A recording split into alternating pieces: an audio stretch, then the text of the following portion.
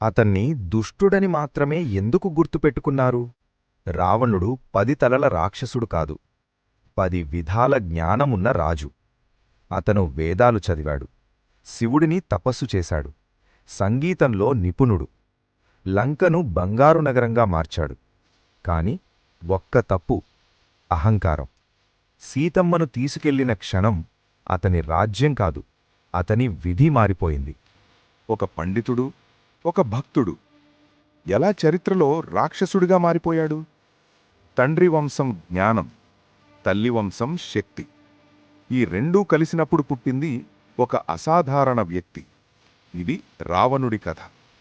రావణుడు సాధారణ వంశానికి చెందినవాడు కాదు. తండ్రి విశ్రవ, తల్లి కైకేసి. ఒకవైపు ఋషివంశం, మరోవైపు రాక్షస వంశం. అతనిలో జ్ఞానం కూడా ఉంది, శక్తి కూడా ఉంది. శక్తి కోసం రావణుడు ఘోర తపస్సు చేశాడు.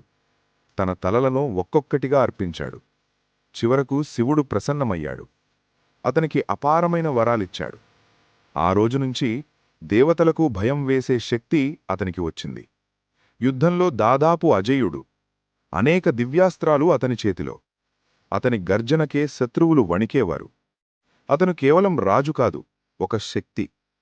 రావణుడు లంకను స్వర్గంలా మార్చాడు. బంగారు నగరం, అపార సంపద, బలమైన రక్షణ. ప్రజలు సుఖంగా జీవించారు. అతను చెడ్డరాజు కాదు, అహంకారం. కాని శక్తి పెరిగింది, అహంకారం పెరిగింది. నన్నెవ్వరూ ఆపలేరు అనే భావన. అదే అతని పతనం ప్రారంభం. సీత అపహరణ. సీతమ్మను అపహరించాడు. అది ప్రేమ కాదు, అది అహంకారం. కాని ఒక నిజం, అతను ఒక్కసారి కూడా ఆమెను తాకలేదు. ఎందుకంటే అతనికి నియంత్రణ ఉంది. అతనికి ఒక గీత ఉంది. అతను పూర్తిగా చెడ్డవాడు కాదు. రాముడు మరియు రావణుడు ఎదురెదురు నిలిచారు. ఒకవైపు ధర్మం, మరోవైపు అహంకారం. యుద్ధం భీకరంగా జరిగింది. రావణుడు తన శక్తులన్నీ ఉపయోగించాడు. కాని ధర్మం ముందు అహంకారం నిలవలేదు. చివరికి రావణుడు పడిపోయాడు. కాని చివరి శ్వాసలో లక్ష్మణుడికి జ్ఞానమిచ్చాడు.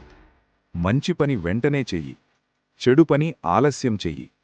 ఒక రాక్షసుడు చివరికి గురువయ్యాడు. రావణుడు పూర్తిగా చెడ్డవాడు కాదు, అతను పూర్తిగా మంచివాడూ కాదు. అతను ఒక శక్తివంతమైన మనిషి. జ్ఞానముంది, శక్తి ఉంది, కాని నియంత్రణ కోల్పోయాడు. మనం నేర్చుకోవలసింది ఇదే. శక్తి ఉండటం గొప్పది కాదు, నియంత్రణ ఉండటం గొప్పది. అహంకారం పెరిగితే నాశనం ఖాయం. ఇప్పుడు చెప్పు, రావణుడు దుష్టుడా లేక అర్థం కాని మహాచక్రవర్తా?